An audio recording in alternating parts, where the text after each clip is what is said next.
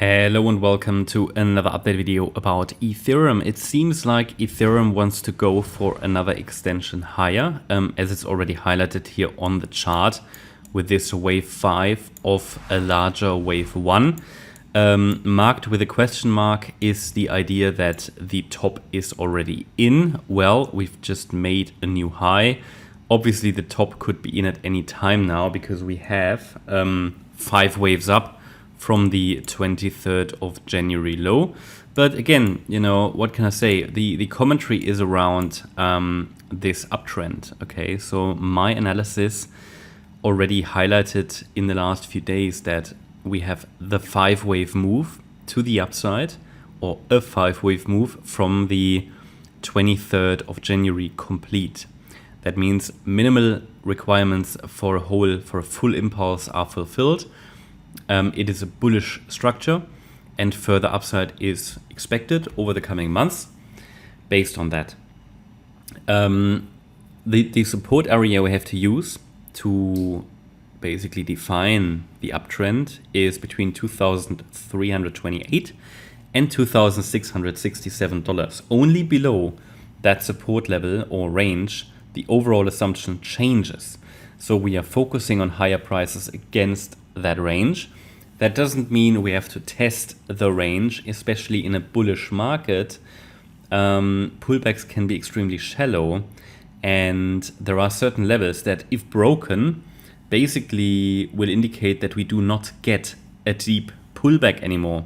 I have to say that very, very clearly, and I see that as quite probable actually. That level is at $3,100, and I will show you why. We go to the daily chart. So it's not that, you know, if it goes, I don't know, $10 above that we are going to go to the moon straight away. That's not how it works. But there are certain markers, certain levels on charts that when they break in a wave 1, yeah, in an uptrend, in an impulse, they would indicate to us that we will not get a nice and deep wave 2 any longer, because we did get quite a few wave 2 corrections. Ideally, everybody is positioned who wants to get positioned.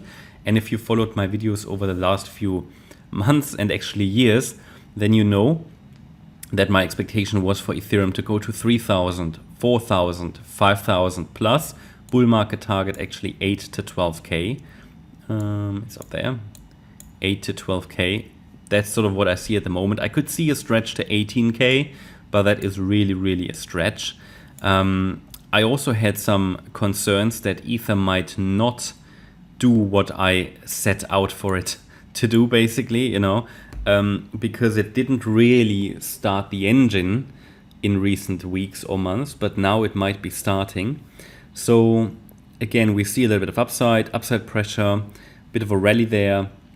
It's good to see, but it's that 78.6 extension level of the previous 1-2 setup that, if broken, will indicate we probably will not see a nice and deep wave 2. It would then mean that, okay, maybe the 1-2 was down here extremely shallow, something that's not, let's say, common, but in crypto it is sort of common, but you never know when we finally get this sort of melt up phase where in a third wave it just rips, okay? And that could be the initial signal would be a break above 3,100. So that's just something I'm observing in parallel. So I cannot, let's say, predict that, but I can tell you what the level is that, if broken, will tell us we are in a very strong and aggressive trend, and that we might not get this wave 2 pullback. I will probably start or stop watching for such a deeper pullback as soon as we cross that level, as soon as we cross that range. And Elliott Wave really gives us that context and tells us that that is probable. Okay, and at the moment, however, we're still moving in this trend channel, in this impulsive channel. Only a break below the channel would be an initial indication that a top is in, or a break below the last swing lows here at around 2,877. Looking at the last move up now, I have to adjust the support area, but just slightly. It's just a few dollars. And the idea is, yeah, the market might not develop such a wave 2 pullback. One is, I think, due, but the market might not be generous enough to offer it. So the trend is up against that range. Again, it's a support range. It's not a target. it will only start to become a target once we get the A wave complete and the B wave, and then we can calculate a target for the C wave of that wave 2. Until then, the focus is on higher against those, even against those micro support levels I mentioned here, for example.